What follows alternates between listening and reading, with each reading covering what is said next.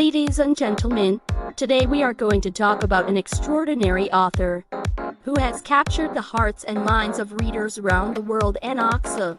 Born in Poland in 1964, Anna Oxa moved to the United States at a young age and has since become one of the most beloved authors of her generation.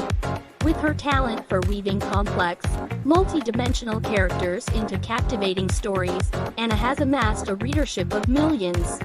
Her debut novel, The Fault in Our Stars 2005, which was adapted into a successful movie in 2014, took the world by storm.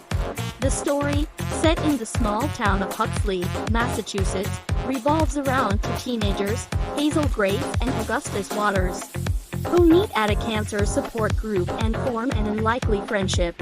Their shared experiences and their belief in the power of love and the human spirit to overcome even the darkest of tragedies has made this novel a modern classic. Anna Oxa's other popular works include The Way We Were 2008, which won the Pulitzer Prize for Fiction, and Beachman's Game 2010. In addition to her novels, she has also written several young adult books, including the Boys Don't Cry series and the Last Girl on Earth series. Anna Oxa lives in Washington, D.C., with her husband and two children.